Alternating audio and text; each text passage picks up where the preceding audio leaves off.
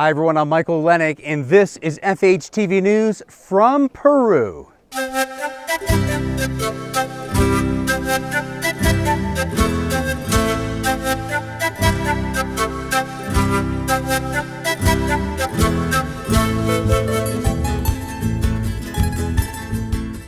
This week we are traveling with caregivers from Florida Hospital, bringing whole person health and wellness to some very isolated villages in and around Cusco and the famous Incan Sacred Valley.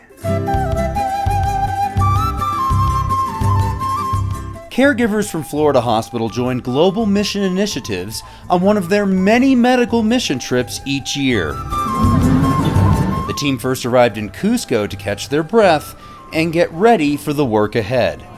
Cusco is the former capital of the Inca Empire. Today, it is at once historic and modern and bustling, with more than 400,000 residents, and I don't even know how many llamas and alpacas. The Spanish introduced Christianity to this valley centuries ago, and the grandiose cathedrals and churches remain a popular place with tourists. And there are plenty of people here ready to cater to the tourists. No trip to Peru would be complete without a visit to the majestic World Heritage Site known as Machu Picchu. And though it is close to Cusco, it definitely takes an effort to get there. It was a really long bus ride to another little town, and then we had to take a train ride, which actually the train ride was amazing. That was my favorite part. The train takes you to Aguas Calientes, where you wait your turn to take a bus to the top of this ancient citadel. The combination of natural history and the impressive ruins is the reason why this is such a world-famous location. Incredible. I've never seen anything like it. It's just hard to imagine a civilization up there in that area. It's kind of down in a valley that you're looking into, and everything looks so perfect and so organized, and the skills that they had to do that. It's just amazing. You're seeing history just sitting out there in front of you. When you know you're going to see ruins, you don't really know what to expect. You think about the spirituality of it, the belief system, the fact that centuries ago these things were built, that they were able to figure out ways to cut into rock and build these structures that still stand today is incredible. And it's things that we don't do today. Getting a chance to do some sightseeing is definitely a perk when you travel with global mission initiatives. But the real work and the real fun happen here in remote villages like this one called Picchu, where the team set up shop right in there. Many remote towns in Peru have a government health clinic, but they are usually woefully understaffed and missing resources we take for granted. So there's an incredible amount of people who live not only in this town but also in the mountain area. And so when we come and we give these free services, they're able to come to us and we're able to see them and provide free clinical services. The services include pharmacy, internal medicine, and ultrasound. Even something as basic as vitals was an experience for the 261 locals who came by the first day, some of whom haven't seen these common instruments. They don't quite know what to do, where to put their hands, and obviously they don't realize what blood pressure is all about. They have multiple layers. I've taken off as many as 6 sweaters off of one arm to just do the blood pressure. We just smile at each other, like with the kids. They love the stickers that we have, just everything. So it's really fun. I actually really like doing the vitals, and some of the nurses that have been on the other mission trips said that was their favorite part. After triage, the patients are sent to the appropriate provider.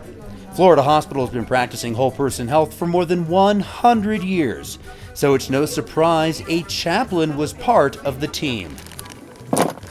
Wanda Davis was organizing the goodies she would be handing out to the kids and parents waiting patiently. Things like chapstick or lotion or even a toy. She also made a point to pray. The joy of the Lord is our strength, and a merry heart is good medicine. So I also think I'm doing medicine when I am bringing the light to the people. One of the most moving scenes was watching Wanda wash the feet of the patients who came to clinic.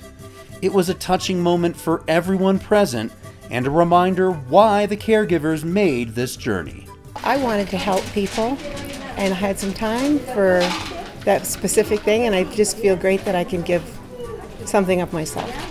It's so much more than just giving medicine. You're giving care and you're giving education. You're also learning from them as well. So it's a great give and take in my eyes. Many of the towns that we visited on this medical mission trip to Peru have things in common, like dirt roads and on the sides of buildings, the faded logos of local political parties. And sometimes the traffic jams look like this. But Peru is a very large and diverse country, cultures, languages, and landscapes. For generations, this incredible place has been called Apu Winacunca. More recently, visitors have dubbed it Rainbow Mountain. On one side of the mountaintop, you can see all 7 colors in one mountain. But then as you look out over the mountaintops, you can see different peaks with different colors on them. So you get so many different incredible views from one spot. It's a steep hike up to the 16,000-foot summit, but we didn't walk the whole way. We rode on horseback. We got off about 3 times to give our horses and ourselves a break. It was probably a little traumatizing for both of us, but it was awesome. I don't think we could have made it if we were walking. Amazingly, our guides handling the horses did walk the whole way up. That's an impressive feat at that altitude, where the air is thin, the weather cold and windy. But the incredible scenery made it all worthwhile. Once you get towards that very top, you then say, you know, air's getting a little thin up here. I'm feeling a little winded. I'm feeling a little, maybe even a headache, things like that. And so you're kind of struggling against all these elements, and then all of a sudden you're greeted with the beauty, and then you're able to sort of come back to the realization like, wow, I'm here. It surpassed my expectations. I think it was probably the most majestic thing I've seen out here. It takes a bumpy bus ride through another valley to get to one of the more remote places where we set up clinic. Running through this village is El Rio Tigre, the Tiger River. We didn't see any tigers, but we did see a few pigs, dogs, and of course, llamas. Word of the arrival of the caregivers from Florida Hospital and our colleagues from other Adventist hospitals in Peru had folks lined up early. This setting required some cleanup, and we had to set up makeshift tables. Other clinics where we set up for the day were a bit more modern. At any location, the patients' ages ranged from the elderly to teeny tiny babies.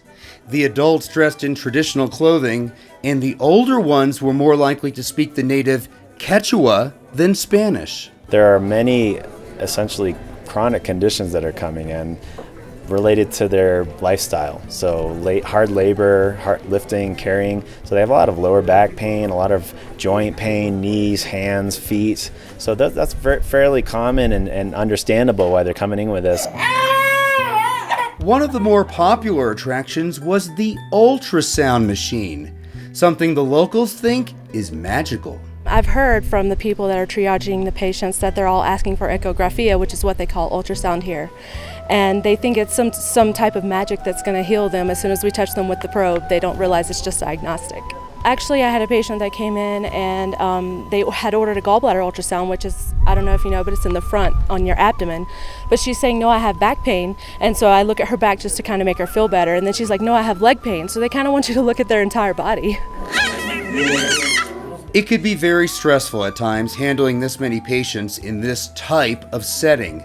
Fortunately, time with the adorable children was very uplifting.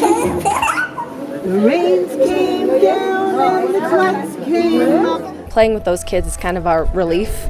You know, the stress of the day, we're seeing over 300 patients a day, and that 1 second that you can make to, you know, brighten that kid's day, you don't realize how much it takes a toll on you as well. So just kind of put your heart over the edge. It was a lot of fun playing the games with them and, just picking them up and like doing little things with them. They just really like that connection that you can have with them. It's very rewarding and it is fun to take a break and do that with the kids. Every person who joined Global Mission Initiatives on this trip touched many lives, around 300 each day. It was hard work in settings very different than what we're used to back home. But at the end of every long day, all the caregivers agree, this has been a most rewarding experience. I think we take more out of this than them. We may fix them for 2 weeks, but we remember this forever. It changes your life a little bit. It changes the way you take care of your patients back home. It changes the way you live back home. It's been very rewarding. I feel like blessing other people has just been a blessing to myself, which I didn't realize it was going to be that way. It gives you a different aspect on life. We take a lot of things for granted in the United States, and this opens your eyes to that not everybody lives the way you do.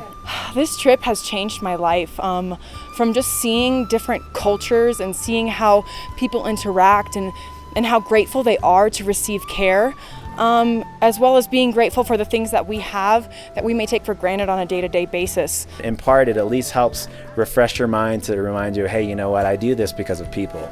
And that's what a mission trip is about. We end our story in the town of Checacupe, near the archaeological site known as Tres Puentes, 3 bridges, one of which is more than 500 years old. And it's symbolic because we had to bridge language and cultural differences to extend the healing ministry of Christ. And we did. And just as these bridges have been around for a long time, we hope we made a good, long-lasting impression on the people that we served, just as they made a good impression on us. In Peru, I'm Michael Lennick for FHTV News.